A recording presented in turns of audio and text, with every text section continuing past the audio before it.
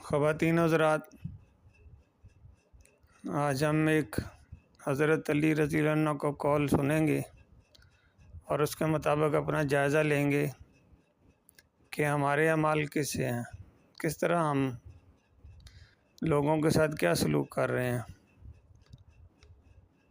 اور لوگوں کے دل دکھانا اور تکلیف دینی اور عورتوں کے آنسو بہانا، آنسو گرانا، ان کو دکھ دینی، پریشان کرنا، ستانا، دکھ دینا، اس کے بارے میں حضرت علی رضی اللہ عنہ کیا کہہ رہے ہیں۔ حضرت علی نے فرمایا رضی اللہ عنہ،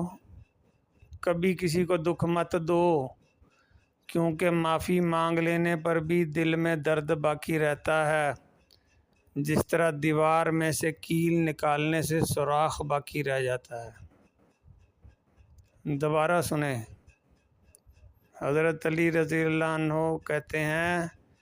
کبھی کسی کو دکھ مت دو، کیونکہ معافی مانگ لینے پر بھی دل میں درد باقی رہتا ہے، جس طرح دیوار میں سے کیل نکالنے سے سوراخ باقی رہتا ہے۔ یہ مثال دی ہے دکھ دینے والے اور معاف کرانے کے بعد کہ دیوار میں جس طرح کیل نکال لیں اور سوراخ باقی رہ جاتا ہے، معاف کر بھی دیں تو وہ جو واقعہ ہوتا ہے نا، وہ جب یاد آتا ہے تو دل میں درد تو رہتا ہے۔ معاف تو بندہ کر دیتا ہے اللہ رسول کے کہنے پہ صلی اللہ علیہ وسلم۔ اسی طرح ایک واقعہ لکھا ہے، نبی صلی اللہ علیہ وسلم کے چچا حضرت حمزہ رضی اللہ عنہ، جن کو سید الشہداء نبی صلی اللہ علیہ وسلم نے کہا ہے۔ یہ جو لوگ حضرت امام حسین رضی اللہ عنہ کو سید الشہداء کہتے اور بتاتے اور لکھتے ہیں نا، ان کا علم ناقص ہے، اور وہ بھول جاتے ہیں کہ نبی صلی اللہ علیہ وسلم کا فیصلہ ہے کہ حضرت حمزہ سید الشہداء ہیں۔ ان کو جسم میں بہت سارے زخم لگے تھے جب وہ شہید ہوئے، اور جب وہ شہید ہو گئے تو اس کے بعد نہ ایک مشرقہ عورت تھی، اس کا نام ہندہ تھا۔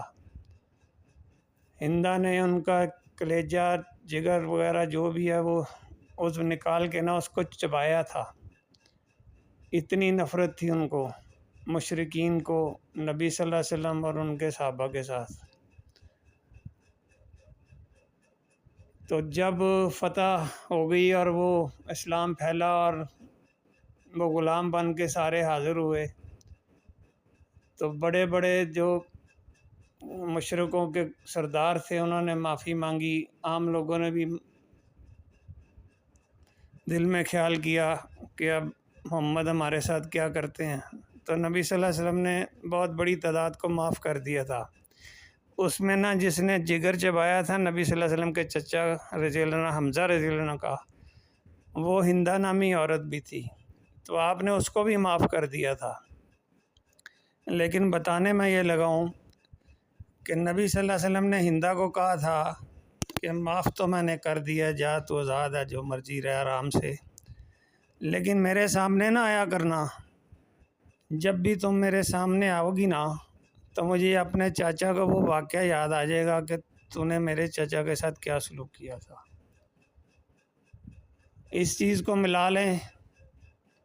کہ نبی صلی اللہ علیہ وسلم کو بھی جو دل میں درد اور ذہن میں دکھ پہنچا تھا نا، انہوں نے معاف کرنے کے باوجود وہ اتنا بڑا شدید ترین انسانیت سے گرا ہوا جرم تھا ہندہ کا، کہ مرے ہوئے شخص کا جو ہے انتقال کرنے والے اس کا جگر چبا کے کھا گئی اور پھینک دیا بعد میں۔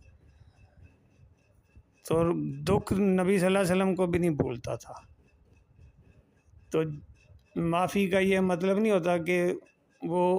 غم یا دکھ اس کو انسانی جبلت کے مطابق جو ہے وہ کبھی اس کو یاد ہی نہیں آئے گا، وہ آئے گا،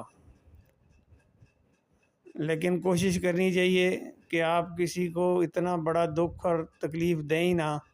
کہ بعد میں شرمندہ ہو کے آنکھیں جھکا کے یا پاؤں کو ہاتھ لگا کے یا کانوں کو ہاتھ لگا کے یا ہاتھ جوڑ کے معافی مانگنی پڑ جائے۔ کسی سے بھی مانگے، وہ گھر کے اندر ہو یا کوئی باہر سے باہر، وہ کام ہی کیوں کیا جائے جس میں آپ کو بعد میں شرمندہ ہو کے جو معافیاں تلافیاں کرنی پڑیں۔ اللہ تعالیٰ عمل کی توفیق عطا فرمائے۔